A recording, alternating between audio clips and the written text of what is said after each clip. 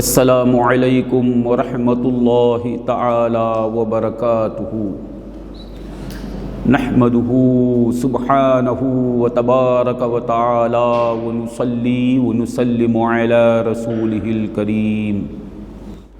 حاضرین گرامی، امام ابو عیسیٰ محمد بن عیسیٰ بن ثورہ بن موسیٰ بن ضحاک الترمذی البوغی رضی اللہ تعالیٰ عنہ اپنی جامع میں حضرت سیدنا طلحہ بن عبید اللہ رضی اللہ تعالیٰ عنہ سے روایت لاتے ہیں کہ آپ نے فرمایا،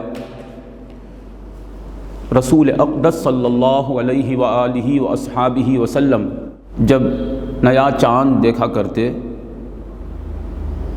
تو اللہ کی بارگاہ میں یہ دعا کرتے کہ اللہم احللہ علینا بالیمن والایمان والسلامت والاسلام۔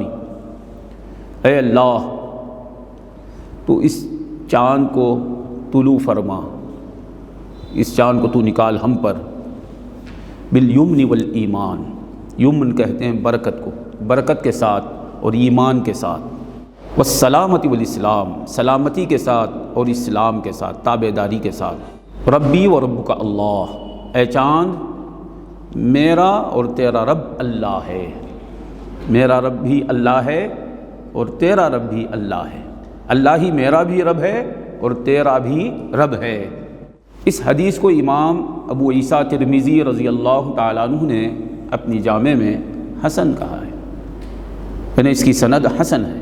حضرت طلحہ بن عبید اللہ جن سے روایت مروی ہے، یہ عشرہ مبشرہ میں سے، آپ کی کنیت ہے ابو محمد، آپ کا نام ہے طلحہ، آپ کے والد کا نام ہے عبید اللہ، ان کے باپ کا نام ہے عثمان، طلحہ بن عبید اللہ بن عثمان القرشی۔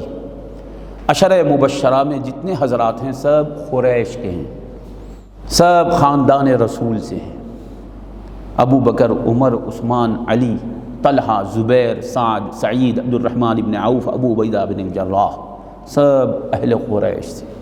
یہ طلحہ یا عشرہ مبشرہ سے ہیں، ان 10 ہستیوں میں سے ہیں جنہیں سرکار دو عالم صلی اللہ علیہ وسلم نے دنیا ہی میں بارہا جنت کی خوشخبری دے دی۔ سبحان اللہ، خدا ان کے صدقے میں ہمیں بھی جنتی بنا دے۔ یہ بڑے سخی تھے، بڑے، ان کی سخاوت بہت مشہور ہے، بڑے سخی تھے، یہ بھی ہے بڑے سخی ہیں۔ ہم خدا تعالیٰ سے دعا کرتے ہیں کہ ان کی سخاوت کا صدقہ ہمیں بھی عطا فرمائے، عطا کر رہا ہے، کرتا رہے۔ سرکار دو عالم صلی اللہ علیہ وسلم نے انہیں لقب دیا طلحۃ الجود، سرکار نے انہیں کبھی طلحۃ الجود کہا، سخاوت والا طلحہ، اور کبھی فرماتے طلحۃ الفیاض، بڑا سخی طلحہ، بڑے سخی محمد کہیں کہ بڑا سخی طلحہ۔ اللہ تو معلوم ہوا غلام کو آقا کہیں کہ عطا کرنے والا، سخا کرنے والا، یہ سنت ہے، تو ہم غلام اپنے آقا کو سخا کرنے والے، عطا کرنے والے، نوازنے والے کہیں تو کیا غلط ہوگا؟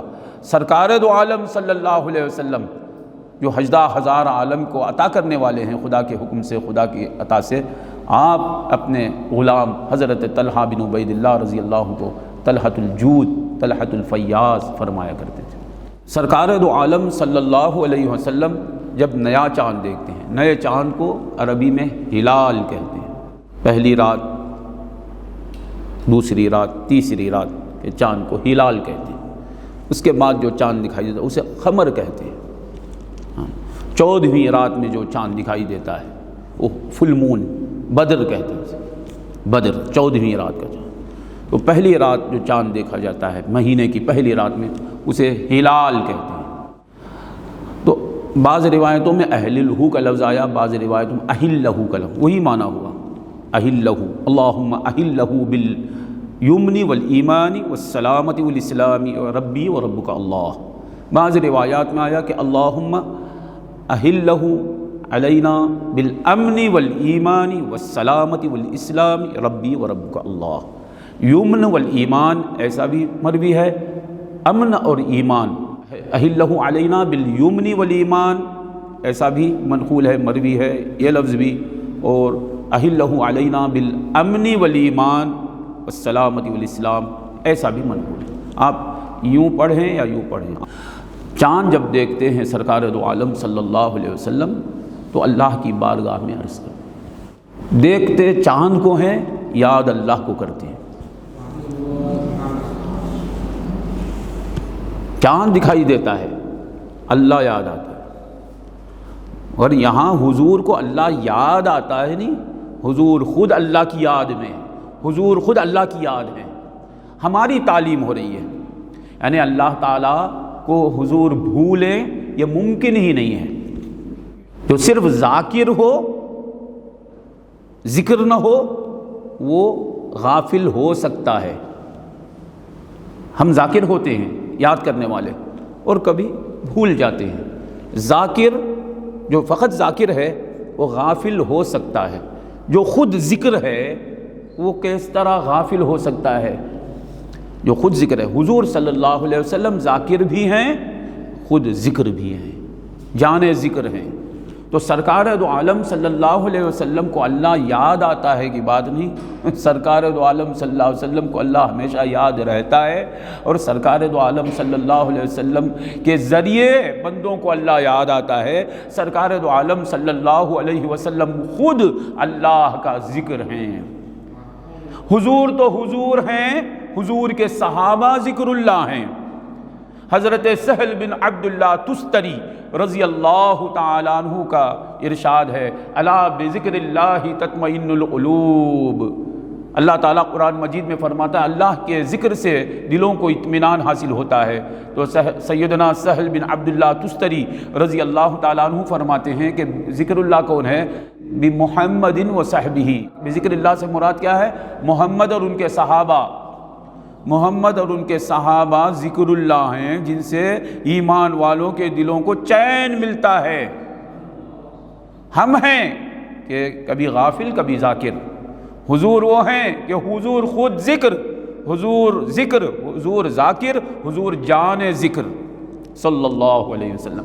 अब ये हमारी तालीम के लिए कि देखो चाँद को देखो तो चाँद तक मत रह जाओ, अल्लाह को याद करो, क्योंकि चाँद खुद से तुलू नहीं होता, चाँद खुद से मौजूद नहीं है। चाँद को वजूद देने वाला, चाँद को तुलू करने वाला, चाँद को लाने वाला, चाँद में जो भी खूबियाँ हैं सब अल्लाह की तरफ से हैं। तो मखलूक को देखो, खालिक को याद करो, ये ईमान का तकाज़ा है। सरकार दो आलम सल्लल्लाहु अलैहि वसल्लम जब नया चाँद देखते तो अल्लाह की बारगाह में अर्ज़ करते, अल्लाहुम्मा अहिल्लहु अलैना बिल अमनी वल ईमान, या अल्लाहुम्मा अहलिलहु अलैना बिल अमनी वल ईमान, या अल्लाहुम्मा अहिल्लहु अलैना बिल युमनी वल ईमान। ऐ अल्लाह, तू इस चाँद को हम पर निकाल, इस चाँद को तुलू फरमा, यानी ये इस महीने को ला बरकत और ईमान के साथ। बरकत भी रहे, ईमान भी रहे, दौलत भी रहे, ईमान भी रहे हमारे साथ हमेशा। वह सलामती वल इस्लाम, सलामती भी रहे, इस्लाम भी रहे, हमारा बातिन भी अच्छा रहे, हमारा ज़ाहिर भी अच्छा रहे, हमारा हाल भी अच्छा रहे, खाल भी अच्छा रहे। ऐ अल्लाह, इस चाँद को तुलू फरमा से मुराद इस महीने को तू मौजूद फरमा। ये जो महीना आ रहा है, इस महीने को तू हम पर अमन और ईमान के साथ, सलामती और इस्लाम के साथ इस महीने को हम पर ले आ, इस महीने को मौजूद फरमा बरकत और ईमान के साथ, या अमन और ईमान के साथ और सलामती और इस्लाम के साथ। रब्बी व रब्बुका अल्लाह। चाँद को देख रहे हैं और चाँद से हुजूर फरमा रहे हैं मेरा और तेरा रब अल्लाह है। अब यहाँ उस अक़ीदे का रद्द है, इसमें ये लोग कहते हैं, जिस अक़ीदे वाले कहते हैं कि भाई आप जो फौत हो चुके हैं उनसे खिताब करते हैं, वो तो कैसा सुनेंगे? आप औलिया को पुकारते हैं, औलिया से खिताब करते हैं, वो ज़िंदा नहीं है, वो फौत हो चुके हैं, पर्दा कर चुके हैं, वो कैसा सुनेंगे? वो दूर हैं, वो कैसा सुनेंगे? यहाँ हदीस बता रही है औलियाउल्लाह तो औलियाउल्लाह हैं, चाँद भी सुनता है, समझता है। चाँद हमसे करीब नहीं है, दूर है, लाखों किलोमीटर दूरी पर रहेगा। हुजूर सल्लल्लाहु अलैहि वसल्लम उससे खिताब कर रहे हैं। मालूम हुआ चाँद भी سمجھتا ہے، سنتا ہے، اس سے خطاب کیا جاتا ہے، اس سے خطاب کرنا سنت ہے۔ ہمارے پیر کا پردہ ہو گیا ہے، ہم ان سے خطاب کریں یا پیر میری مدد کرو، یا پیر کہے بھائی ان کی تو وفات ہو گئی تم ان سے خطاب کرتے ہو، اب تک چلتے پھرتے تھے خطاب کرنا تھا۔ یہاں دیکھیے چاند سے خطاب ہو رہا ہے۔ چاند کیا چلتا پھرتا ہے، باتیں کرتا ہے؟ چاند ایک کرہ ہے، سورج کی روشنی سے وہ روشن ہے، اس سے حضور خطاب کر رہے ہیں۔ نہیں، یہ بتانا مقصود ہے کہ چاند غیر خدا ہے، چاند مخلوق ہے، میرا اور تیرا رب اللہ ہے، یہ بولنا چاہتے ہیں حضور صلی اللہ علیہ وسلم۔ چاند جو ہے وہ معبود نہیں ہے، وہ مقصود نہیں ہے۔ بے شک حضور یہ بتانا چاہتے ہیں کہ چاند معبود نہیں، کیونکہ بہت سے شیطانوں نے چاند کو خدا سمجھ لیا، سورج کو خدا سمجھ لیا، اس غلط عقیدے کی تردید ہو رہی ہے۔ حضور صلی اللہ علیہ وسلم یہ بتا رہے ہیں کہ چاند خدا نہیں ہے، سورج خدا نہیں ہے، ہوا خدا نہیں ہے، پہاڑ خدا نہیں ہے، پتھر خدا نہیں ہے۔ نور محمدی جب خدا نہیں ہے تو یہ کہاں خدا ہوگا؟ حضور صلی اللہ علیہ وسلم شرک یا عقیدے کی تردید فرما رہے ہیں اس ارشاد میں۔